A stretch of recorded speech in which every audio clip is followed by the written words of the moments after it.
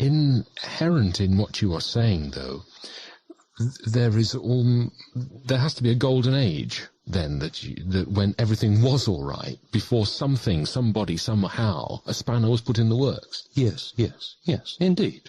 A golden age, which is the golden, silence is golden.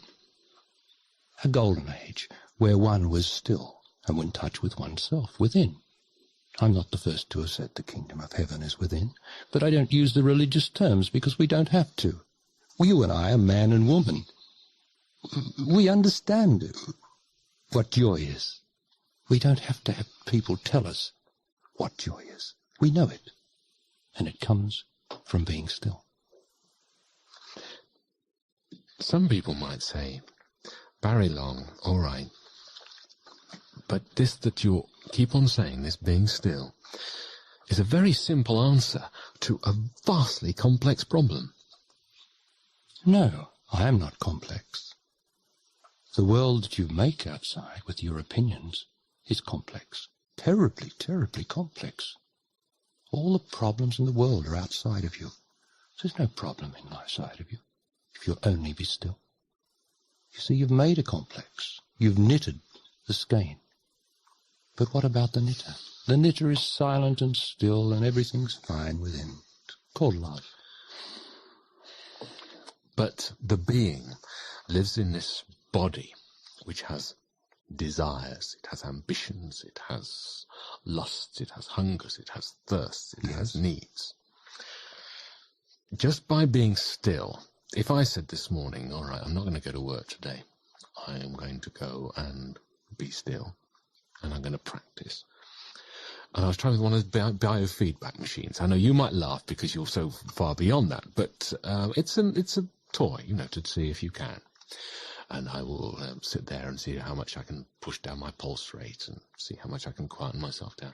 If I did that day after day, in the end, my children would want new clothes and my children would want food because I wouldn't be paid. Do you see the point I'm making? That when one lives in this world, one has to almost live by the rules that are laid down by everybody else. Don't you? No, I just heard a completely intellectual, unreal statement. Utterly unreal. Because you used the word if. That's not real. We mustn't teach our children to think like that. That is to go outside yourself. The fact is, what did you do? You came to work. That's the end of that statement. Took the kids to school and came to work. Yeah. Right, that's the end of that. Now, what would we do if everyone were like you, so many people have said to me? Would we give up work? That's not what you would do. Have you tried it? Just do what you do, but be conscious. Do what you do, man and woman, but be conscious of what you're being ruled by, this excitement, this activity that won't let you stop. And when we don't like it, it won't let the mind stop us worry. And problems, and we say, oh, I can't live, I need a holiday. You don't need a holiday. You need a holiday from your opinions. You need a holiday from all the pressure and weight of the past that you're carrying. Give it up now. No problem. There's no problems. I don't have any problems. But you have responsibilities. A responsibility can be different from a problem. I don't have any any problems. My responsibilities are only what I myself enforce upon myself or accept. Can't other people be responsibilities? And can't the fact that one has responsibilities to them because you love them, can't that... No, you can't love and have responsibility, you see. Love is not a responsibility. Love flows from you. You can't help but do it because you want the greater good, whatever that might be for the other. So it's not a responsibility. When people speak of my responsibilities, it means the things that I don't really love. So you do it, but when you do it out of love, you do it without thinking it is in any negative way at all. You just get on with it and do it and enjoy it. Yeah, because you're in love, and the state of love is to be without problems. So you don't make a problem of your life or your love.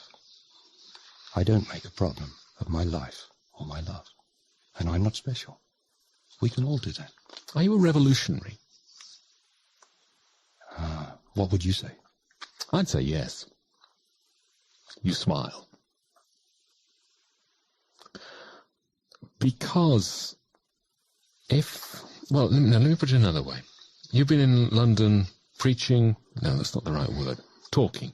Yes. All right, then, talking. Persuading? No, I don't persuade. You just talk, right. Talking like this for how long?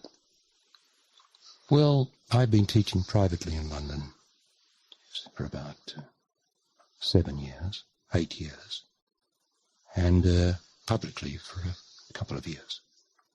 Now, what has been the effect on the people that you have touched, that have come close to you and said, yes, Barry Long, tell me, listen, what's the effect that you have on them? They start to find themselves. They start to find a new authority which everyone is looking for. And they start to give up demanding from each other because they know that what I must find is the authority within myself. That's what they start to find. What effect does that have on their day-to-day lives? Because I'm following through the idea of being revolutionary. Yes, I understand. Because this must have a revolutionary effect on their day-to-day existence. Indeed. Indeed it does. But only in themselves, They start to find life, more life in their life. They can start to be stiller. And as I say, they do start to find this new authority where they start to take more control of their life, because everyone's out of control of their life. And because they feel as though they're being manipulated. And is the effect of this to increase the pleasure that they're giving to the society in which they're existing?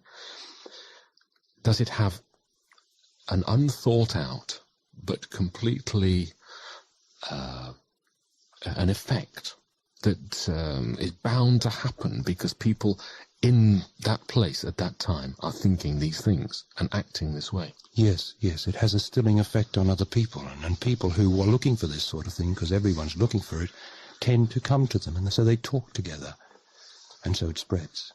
Right. It's healthy.